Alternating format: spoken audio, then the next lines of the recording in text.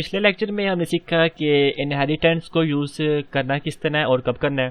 तो इस लेक्चर में मैं आपको थोड़ा सा लाइफ साइकिल एक्सप्लेन करूंगा उस ऑब्जेक्ट का कि जिसने कोई क्लास इनहेरिट की हुई है।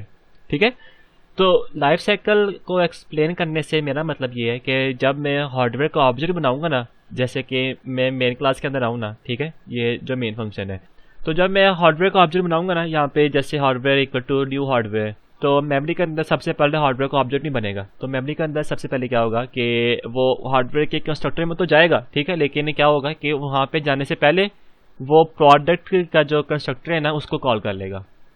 ठीक है, तो जब वो प्रोडक्ट का कंस्ट्रक्टर फुली इंस्टेंशिएट हो जाएगा, मेमोरी के अंदर आ जाएगा, ठीक है, फिर हम हार्डवेयर का कंस्ट्रक्टर कॉल करेंगे। क्योंकि ये लॉजिक भी बनता है। लॉजिक क्या बनता है कि हार्डवेयर जो क्लास है वो तब ही प्रोडक्ट की जो वेरिएबल्स हैं, जो मेथड्स हैं, उसको एक्सेस कर पाएगा जबकि प्रोडक्ट लाइव होगा।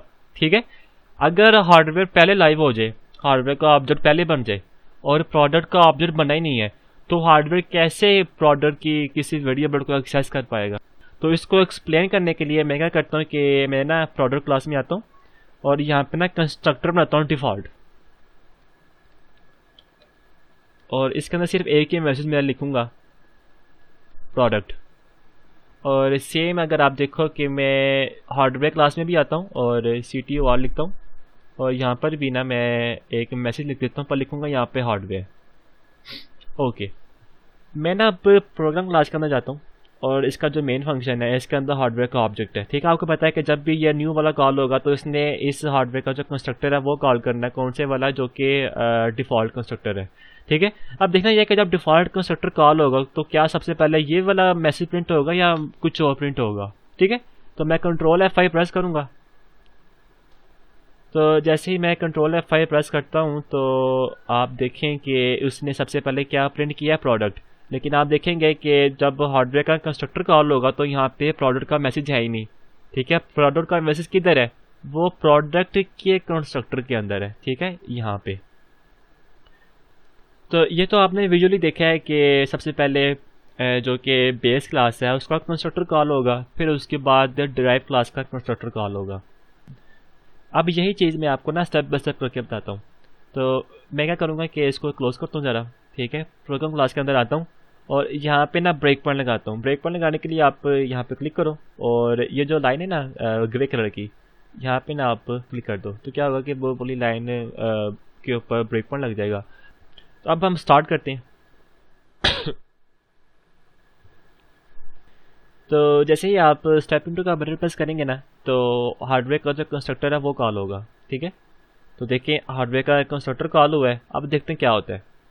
अब जैसे ही मैं स्टेप इनटू करूँगा, क्या होना चाहिए कि मुझे नेक्स्ट लाइन में आना चाहिए, लेकिन वो नेक्स्ट लाइन में नहीं जाएगा। क्यों नहीं जाएगा, क्योंकि हार्डवेयर का कंस्ट्रक्टर कॉल होने से पहले यहाँ पे बेस कंस्ट्रक्टर होता है वो कॉल होगा। ठीक है, बेस कंस्ट्रक्टर कौन सा, प्रोडक्ट का।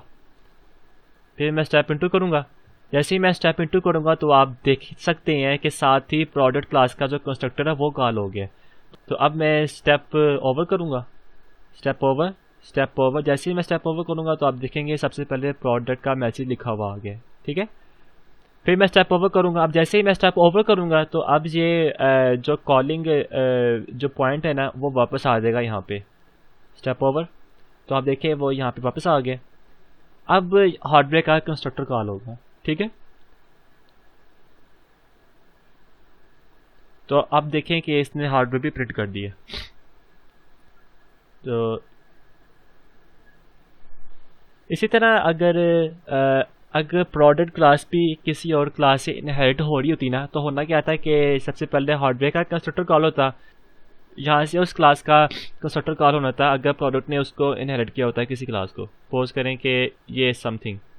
ठीक है, तो क्या होता है कि कंट्रोल ने अब सीधा समथिंग क्लास के अंदर जाना था और उसका जो कंस्ट्रक्टर था वो कॉल करना था।